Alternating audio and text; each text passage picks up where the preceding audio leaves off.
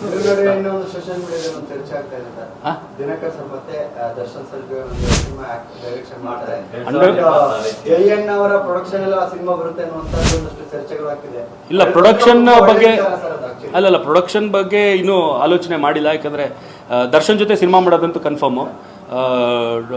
2026 mostly ಆಗ್ಬೋದು. ಯಾಕಂದರೆ ಈಗ ಇನ್ನೂ 2 ದರ್ಶನ್ ಸಿನಿಮಾಗಳಿದೆ, ಅದೆರಡು ಮುಗಿದ ಮೇಲೆ ಮಾಡ್ಬೋದು. ಆ್ಯಂಡ್ ಪ್ರೊಡ್ಯೂಸರ್ ದರ್ಶನದ ತುಂಬ ದೊಡ್ಡ ಲಿಸ್ಟ್ ಇದೆ, ಅದರಲ್ಲಿ ಯಾವ್ದಾರು ಒಬ್ಬರು ಹಾಕಿ. ಇದು ಗೋವಾ, ಮಂಗಳೂರು, ಬ್ಯಾಂಗ್ಳೂರು, ಮೈಸೂರು ಎಲ್ಲ ಶೂಟಿಂಗ್ ಮಾಡಿದೆ. ಉಡುಪಿ ಮಂಗಳೂರು. ಹಾಂ, 5 ಸಾಂಗ್ ಇದೆ. ಈಗ 3 ಬಿಟ್ಟಿದ್ದೀವಿ, ಇನ್ನೂ 2 ಟ್ರಂಪ್ ಕಾರ್ಡ್ಗಳಿದೆ ನಮ್ಮ ಹತ್ರ. ಸೊ ಅದನ್ನು ಈಗ Jan 5th ಅದನ್ನು ಬಿಡೋಣ ಅಂತ ಅಂದ್ಕೊಂಡಿದ್ದೀವಿ. ಆ್ಯಂಡ್ Jan 14th ಇಲ್ಲ ಅದಕ್ಕಿಂತ ಬಿಫೋರೇನೆ 10th ಇಲ್ಲ 14th ಹಂಗೆ ಟ್ರೇಲರ್ನ ರಿಲೀಸ್ ಮಾಡೋಣ ಅಂತ ಅಂದ್ಕೊಂಡಿದ್ದೀವಿ. ಸೊ ಅದಕ್ಕೆಲ್ಲ ನಿಮ್ಗಳ ಸಪೋರ್ಟ್ ಬೇಕು.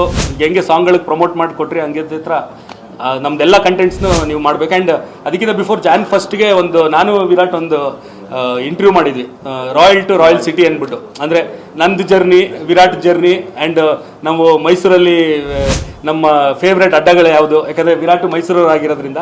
ಸೊ ಅದನ್ನೆಲ್ಲ ಇಟ್ಕೊಂಡು ಒಂದು ಡಿಫ್ರೆಂಟ್ ಕಂಟೆಂಟ್ದು ಸಿನಿಮಾ ಪ್ರಮೋಷನ್ಗೆ ಅಂತಲೇ ಅದೊಂದು ಶೂಟ್ ಮಾಡಿದ್ವಿ. Jan 1st ಬಿಡ್ತೀವಿ. ಆ್ಯಂಡ್ ಅದಕ್ಕೆ ಯಾವುದು ಕಾಪಿರೈಟ್ದು ಇದಿಲ್ಲ. ಸೊ ಎಲ್ರಿಗೂ ಅದನ್ನ ತಲುಪಿಸ್ತೀವಿ. ಎಲ್ಲರೂ ಅವ್ರವರು ನಿಮ್ದು ಇದ್ರಲ್ಲಿ ಹಾಕಿ ನಮಗೆ ಸಪೋರ್ಟ್ ಮಾಡಿಕೊಡ್ಬೇಕು. ತುಂಬಾ ಮಜಾ ಇದೆ ಅದು. ಪ್ಯಾನ್ ಇಂಡಿಯಾ ಟ್ರೆಂಡ್ ಟೈಮಲ್ಲಿ ಕಾಟೇರ ಕನ್ನಡದಲ್ಲಿ ಮಾತ್ರ ಬಂತು, ಕನ್ನಡಿಗರೇ ಮೆಚ್ಚಿದ್ರು. ಸೊ ಅಣ್ಣ ಟ್ರ್ಯಾಕ್ ಎಲ್ಲ ತಮ್ಮ ಹೋಗ್ತಾರೆ. ಇವಾಗ ಯಾವುದೇ ಸಿನಿಮಾ ಬಂದು ನಾವು 5 ಭಾಷೆ ಮಾಡ್ತೀವಿ, ಪ್ಯಾನ್ ಇಂಡಿಯಾ ಅಂತೀವಿ. ಬಟ್ ಇದು ಕೂಡ ಬರೀ ಕನ್ನಡದಲ್ಲಿ ಬರ್ತಾ ಇದೆ. ಇದು ಹೇಗೆ ಸರ್? ಫಸ್ಟ್ ಆಫ್ ಆಲ್ ನನಗೆ ಈ ಪ್ಯಾನ್ ಇಂಡಿಯಾ ಕಾನ್ಸೆಪ್ಟೇ ತಲೆಗೆ ಹೋಗಿಲ್ಲ ಸರ್. ಕನ್ನಡದಲ್ಲಿ ಮಾಡಿಬಿಟ್ಟು ಡಬ್ ಮಾಡೋದು ಹೆಂಗೆ ಮಾಡಿದ್ರೆ, ಪ್ಯಾನ್ ಇಂಡಿಯಾ ಅಂತ ಮಾಡಿದ್ರೆ ಎಲ್ಲದರಲ್ಲೂ ಶೂಟ್ ಮಾಡಿದ್ರೆ ಬೆಟರ್ ಅಂದ್ರೆ ನನ್ನ ಫೀಲು. ಅದು ಒಬ್ಬೊಬ್ರದ್ದು ಒಂದಿರುತ್ತೆ, ನನ್ನ ಫೀಲು.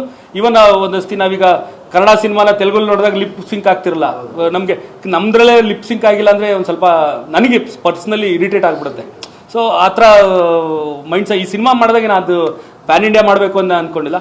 ಸಿನಿಮಾ ಬಂದ ಮೇಲೆ ಜನಗಳಿಗೆ ಇಷ್ಟ ಆದಮೇಲೆ, ಈಗ ನೋಡಿ ಕಾಂತಾರ ಪ್ಯಾನ್ ಇಂಡಿಯಾ ಮಾಡಿಲ್ಲ ಅವರು, ಬಟ್ ಜನ ಪ್ಯಾನ್ ಇಂಡಿಯಾ ಮಾಡಿದ್ರು. ಆ ರೀತಿಯಲ್ಲಿ ಏನಾಗುತ್ತಂದ್ರೆ ವೆಲ್ ತುಂಬ ಖುಷಿ ಮಾಡ್ತೀವಿ. ಆ ಥರ ಸರ್, ನೀವು ಅವಾಗಲೇ ಹೇಳಿದ್ರಿ ದರ್ಶನ್ ಅವರ ಇನ್ಸಿಡೆಂಟ್ ಆಗಕ್ಕೆ ಮುಂಚೆ ನಾನು ಶೂಟಿಂಗ್ ಎಲ್ಲ ಮುಗಿಸ್ಬಿಟ್ಟಿದ್ದೆ ಅಂತ. ಆ ಟೈಮಲ್ಲಿ ಏನಾದರೂ ಸಿನಿಮಾ ಬಗ್ಗೆ ಮಾತಾಡಿದ್ದು, ಶೇರ್ ಮಾಡಿದ್ದು, ನೀವು ಯಾವ ಸಿನಿಮಾ ಮಾಡ್ತೀರಾ ಇದೆಲ್ಲ ಅಪ್ಡೇಟ್ ಸಿಗುತ್ತಾ ಅವ್ರಿಗೆ? ಅಂದ್ರೆ ಸಿನಿಮಾ ವಿಚಾರ ಎಲ್ಲ ಶೇರ್ ಮಾಡಿ. ನಾನು ರಾಯಲ್ ಮಾಡ್ತಾ ಇರೋದು ಮುಹೂರ್ತ ಆದಾಗಿಂದ ಗೊತ್ತಿತ್ತು. ಯಾಕಂದರೆ ರಾಯಲ್ಗೆ ಕ್ಲಾಪ್ ಮಾಡಿದ್ದೆ ನಮ್ಮಮ್ಮ. ಸೊ ಎಲ್ಲ ಗೊತ್ತಿತ್ತು ಅವ್ರಿಗೆಲ್ಲಾನು. ಯಾರು ಕತೆ ಸರ್, ನಿಜ ಹೇಳಬೇಕು ಅಂದರೆ ನಾನು ದರ್ಶನ್ ಸಿನಿಮಾಗಳು ಮಾಡಬೇಕಾದ್ರೆ ನನ್ನ ಹತ್ರ ಕತೆನೇ ಕೇಳಲ್ಲ ಸರ್. ಅವ್ನಿಗೇನೋ ನನ್ನ ಮೇಲೆ ನಂಬಿಕೆ, ಇವ್ನು ಮಾಡ್ತಾನೆ, ಚೆನ್ನಾಗಿ ಮಾಡ್ತಾನೆ ಅಂತ. ನಾನು ಅವ್ರಿಗೆ ಜೊತೆಲಿ ಒಂದೇ ಕತೆ ಅಂತ ಹೇಳಿತಿದ್ದು. ಅಂದರೆ ಪ್ರೊಡಕ್ಷನ್ ಮಾಡಬೇಕಿತ್ತಲ್ಲ, ಸೊ ಅದಕ್ಕೆ ಅಂದರೆ ನಾನು ಹೋಗ್ತಾ ಇರೋ ದಾರಿ ಕರೆಕ್ಟಾ ಇಲ್ವಾ ಅಂತ ತಿಳ್ಕೊಳ್ಳೋಕೆ. ಯಾಕಂದರೆ ಅವನು ಇಂಡಸ್ಟ್ರಿಯಲ್ ಸೀನಿಯರ್ ನನಗಿಂತ. ಸೊ ಅದೊಂದೇ ಹೇಳಿದ್ದು. ನವಗ್ರ ಕತೆ ಹೇಳಿರಲಿಲ್ಲ ನಾನು, ಸಾರಥಿ ಕತೆ ಹೇಳಿರಲಿಲ್ಲ ನಾನು ಅವನಿಗೆ. ಈವನ್ ಬುಲ್ಬುಲ್ ಮಾಡ್ತೀವಿ ಅಂದಾಗ್ಲೂ ಈ ಥರ ಡಾರ್ಲಿಂಗ್ ರೀಮೇಕ್ ಮಾಡ್ತೀವಿ ಅಂತ ಹೊರತು ಸ್ಕ್ರೀನ್ ಪ್ಲೇ ಹೆಂಗೆ ಮಾಡ್ತೀವಿ ಅಂತ ಹೇಳಿರಲಿಲ್ಲ. ಅದು ಬ್ಲೈಂಡ್ ಬಿಲೀಫು ತಮ್ಮನ ಮೇಲೆ ಅದು.